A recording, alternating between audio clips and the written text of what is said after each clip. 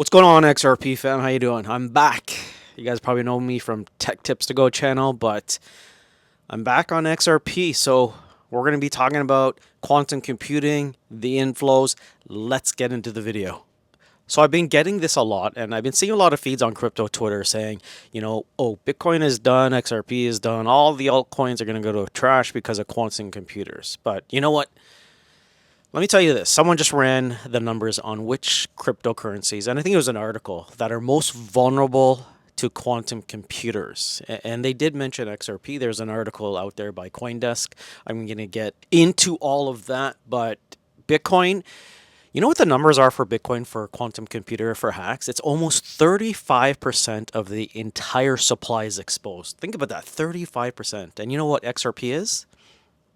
Not zero, but 0.3%. So anyways, and more news for the week for XRP is that $119 million poured into XRP from investors around the world. So I'm going to break it down for you all in this video. Let's get into it. First off, before we get into the video, I first want to say thank you for all the purchases. Ashif, Michael, and Dominga. You know, I didn't think that XRP would probably be one of the hottest products that we're selling. I thought Bitcoin or Solana would be. So let me just show you some of the products here that we got. You can see we got the XRP Ledger. Shout out to Michael. He bought all three of them. Let me just switch the camera again. You can see it. This is the XRP Ledger bill. It's got an NFC. Really nice bill that our designers did. And this is the XRP. Shout out to Michael, who's been sending me spinner videos. This is an XRP, and the coin actually spins right in the middle, kind of like a anxiety fidget spinner. When XRP goes down, you're spinning it and like, when is that price going to get back to $3-4, right? QR code series. Here's a QR code series. So you got XRP on the front, and then on the back, you could embed a custom message with a QR code. So anyways, let's get into XRP news right now. XRP sitting at $1.36. You know what? In July, I think I bought quite a big bag at around $3. But man, when I'm looking at this, yeah, that hurts. But you know what? You know what actually hurts more is that I bought XRP at 25 cents. And I sold a lot to get into VeChain and Ethereum at 190 bucks Ethereum. Then I sold Ethereum for whatever. Anyways, point being is, if you got iron hands, congrats. If you've been through the XRP SEC news and the lawsuits and you didn't sell and you held and you actually bought, because those times that market was scary for XRP going through the lawsuit, everyone's like, they're done. Everyone's sold. But I know a few people, one of my friends actually doubled down on it. And you know what? You know what was crazy about that? He doubled down and he put $200,000, around 35 cents or 40 cents. You know, sorry, it was 27 cents when the SEC and the lawsuit was happening. And shout out to him. I was telling him, like, don't do it. It's too risky. But you know what they say, no risk, no reward. Anyways, let's get into the news and this article and these articles that I'm going to be pulling up. So quantum computing has been a hot topic lately, right? And, here's the thing that matters for us crypto holders is, when you send a transaction on the blockchain, yeah, your public key is exposed to the network, okay? Just for that moment, it's out there. And if a quantum computer is powerful enough, it can take your public key and reverse engineer your private key. What means it can drain your wallet. Like, imagine Satoshi, Bitcoin, etc. Boom, what's going to happen? That's scary when you think about it. So there's a lot of fear right now in the market with quantum computing. What's Bitcoin going to do? And Michael Saylor has a good point. He says, yeah, just like software. It's like Microsoft. You're just going to have to upgrade it, right? Developers are going to have to go through it. So, but if you think about it, like, no quantum computer that powerful exists today. And I want to be clear about that. because I know Google's been putting out reports and all this stuff. Google dropped a report saying that these machines could get there with less firepower than we originally thought. So the clock is honestly ticking, and which crypto you hold actually matters. So Bitcoin has a serious structural problem. And early Bitcoin, if you're familiar with Bitcoin, early Bitcoin was mined using an old format. I think it was called P2PK, which is a pay to public key. And what that means is that the public key for those old wallets are just permanently visible on chain. So no transaction needed. They're exposed by default. And when you think about it, Satoshi's million Bitcoin, those keys are out there. And here's a fact. So Google estimates 6.9 million Bitcoin are in the vulnerability bucket. Think about that. 6.9 million. That's about 35% of everything that exists. Okay. And if they don't upgrade and something happens to Bitcoin, King Bitcoin, yeah, what do you think is going to happen to the altcoins? So here's what even like makes it worse for Bitcoin, the Bitcoin holders. Like if you figure out your wallet is at risk and you try to move your coins to a safer address, you create a new problem. Your old public key sits in the memory pool for about 10 minutes while you transact, and it's waiting to confirm that transaction. Think about that. The memory pool sits there for 10 minutes while you transact from the old to the new. So a strong enough quantum machine could crack that in that window. 10 minutes. That's a long time, right? So anyways, so Bitcoin doesn't have a native way to swap your key. Your only option is to move your coins, and moving your coins creates the exposure you're trying to avoid. And that's the problem with quantum computers, especially for Bitcoin. If it takes 10 minutes, that's a long open window for hacks. So that's where the real problem is, guys. But let me pull up this article here. So you look at this article. So XRP may be less exposed to quantum computer threats than Bitcoin experts say. Here's the best part, and this is why I think for the XRP holders and holding XRP, you have the ability to sleep at night. Okay? Actually, knowing that your XRP or the crypto that you're most bullish on is safe, yeah, you could sleep at night, right? So anyways, there's an actual XRP, there's an article out there, an XRP Ledger validated, an XRPL validator. I think his name was Vet, just ran a full quantum vulnerability audit of the entire XRP Ledger. Not theory. This is an actual audit. So let me give you the numbers here. I think it was 300,000 accounts on the XRP Ledger are holding 2.4 billion XRP. Right? And I remember reading that article. I think it was like 2.4 or maybe like 3.4. I forgot.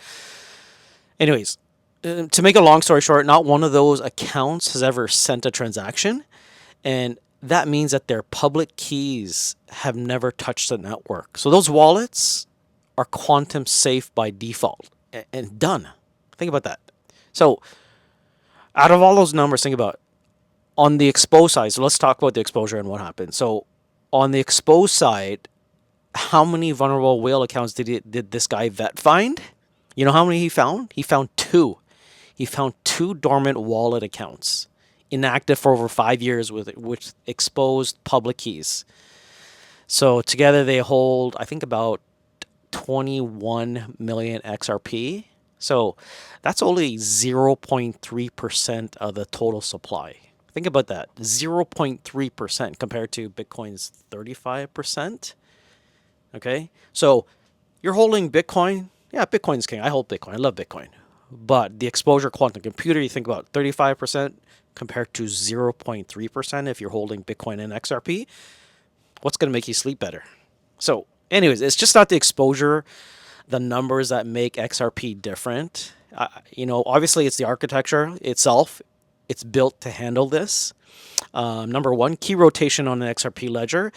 If you want to upgrade your security, you just replace the signing key, right? Simple as that. Same wallet address, no moving of funds, right? That's where a lot of people get hacks. They work with decentralized wallets, different wallets. You sign something. Here, it's different. No exposure window, right? Bitcoin doesn't have that, okay? Maybe they will. But the second thing is the escrow time locks. XRPL lets you lock your funds until the time condition is met. So the extra layer of prediction is backed right into the protocol. So that's the beauty, of XRP versus Bitcoin. And time will tell with all the other protocols, with Solana, Ethereum, etc., with quantum computing. But the main thing is how fast can they upgrade this, right? Because we're running out of time. Point being, number 3, and this is big for XRPL, which is already testing post quantum crypto right now. Their developer test network, AlphaNet, is running MLDSA, and that's a NIST approved post quantum signature algorithm. I was doing a lot of research on this, and they're not just talking about doing it someday, they're actually doing it right now, which is awesome, which is amazing. And I think that's one of the most important factors right now is addressing and being proactive, not reactive, right? Obviously, not that many people are going to be reactive because quantum computer is a big threat right now. So the XRPL amendment system moves a lot faster than Bitcoin's upgrade path too. So Bitcoin needs minor consensus to change everything, right? Yeah, truly decentralized, but the miners, they need consensus. They need to have their input, right, to change the notorious slow network. Whereas XRPL validators, they vote and they move on. Boom, vote, let's go.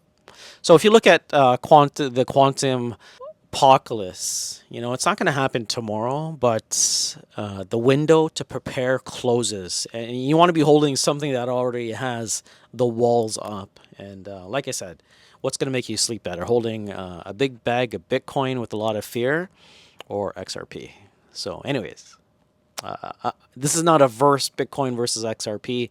Like I said, I hold Bitcoin, probably one of my bigger bags, but obviously because I sold a lot of my XRP position when the SEC happened. But hey, I'm back. That's the main thing.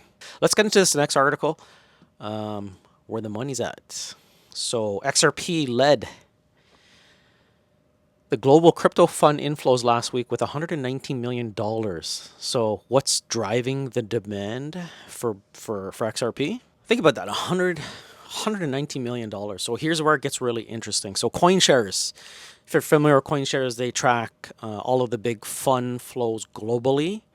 And they just dropped their weekly report for XRP. And XRP, like I said, XRP pulled in $119.6 million in net inflows in a single week. Okay, in a single week, $119 million. That's more than Bitcoin. That's more than Solana. That's more than every other crypto asset combined. Okay, in a single week. And XRP captured over 53% of all crypto fund inflows for the entire week. So, anyways, you can't sleep on XRP. I did sleep on XRP with all the SEC, and I'll admit, right, I wasn't too happy at the time. But think about it. Now the question, you're probably like, well, where's all the money coming from? So it's not coming from the U.S., Switzerland alone. So a lot of it came from Switzerland, and they put in 157.5 million in the total crypto inflows. That's about 70% of the entire global number. The U.S. came in third. The U.S. Put in about $27.5 million. And last, the European institutional money that's operating under clear, established regulatory frameworks. They're loading up on XRP right now. So that's why I like XRP. You got White House related, Trump related, all that stuff, right? So while U.S. institutions, they're still, I think they're still sitting on the bench, but I think more inflows are going to be coming from the U.S. Hopefully, it's going to beat Europe and everything else, right? Because what did Trump say? He wants to be the crypto capital of the world. So, anyways, in the U.S., I think 84% of XRP ETF assets are held by like retail investors, and institutions are only like 15.9%, and with Solana ETFs, I think nearly like Solana is like about 49% institutional. So that gap is pretty wide. And there was a survey out there that there was like 351 institutional investors found that 65% said, we need regulatory clarity. And I think that's one of the main things that's holding back XRP to their portfolio, right? So, and that's not skepticism. That's about the asset. That's paperwork, right? And the Clarity Act, which we've covered before, or I've covered before with a lot of my friends, it's heading to the Senate. The banking committee marks up that, I think in late April. And to be honest, like, they're adjusting it. I think it's just going to be a bill that they're going to adjust. People, banks are going to say no, CEOs. But when that moves, I think institutional money will start moving heavily. And once numbers start to go, liquidity comes in, retail FOMO. So I think people aren't putting, $119 million into something that they don't believe in, if you think about it, especially when the price has been down, right? We saw an all-time high around $3 to $4 in July. And to me, that's conviction buying.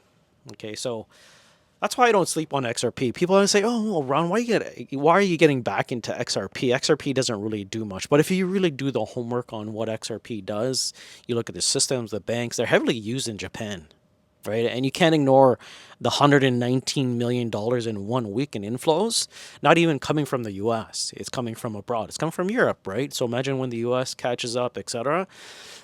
It's just an asset you can't ignore, right? I know there's a lot of XRP haters. I used to be one of them. Now, I kind of went back. So people say, like, well, Ron, what do you do now? Like, because I talk to a lot of my friends about Solana, Bitcoin, and we all know you're not going to make money with Bitcoin. Okay, maybe depending on your time horizon, if you got 50 years, 60 years, yeah, sit and hold Bitcoin, but it's not going to make you the X's, even XRP. Well, XRP will make you money because I think realistically getting to $10 with all the inflows, institutional investors, White House related, ETF related, XRP sitting at $1.35, I think it's a good buy. I'm not telling you what to do. I'm telling you what I'm doing. And yeah, I grabbed a position of XRP. And I'm not, like I mentioned, I'm not saying for you to go and buy it, but I'm just saying what I am doing. So anyways, let me give you the honest version of this, and because this is what the channel is about, right? Quantum is a threat. It's a real threat, but it's not imminent. Okay, so no computer exists today that can break down modern cryptography. So we're talking about years probably, but time will tell, right? And I think that's one of the main things that developers have to do is kind of be proactive, work on it, and keep communities informed, and retail investors and institutions, because institutions are going to like that, right?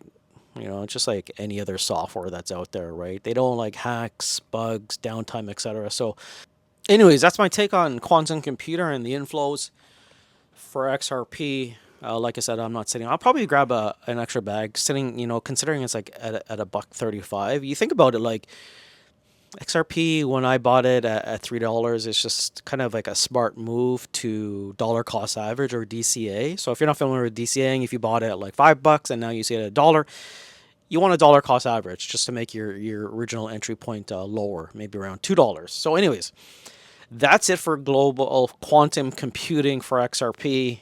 And if you think about the inflows right now, global money is moving into it right now while the U.S. institutions haven't even started. Think about that. Once institutions start, quantum computing, safe, big money's coming in, you're going to have retail FOMO. Retail FOMO is going to push it up, right? Economy, macroeconomy, all the war, all that stuff, once that disappears, hopefully we get a lot of liquidity. But until next time, hopefully I'll see you tomorrow.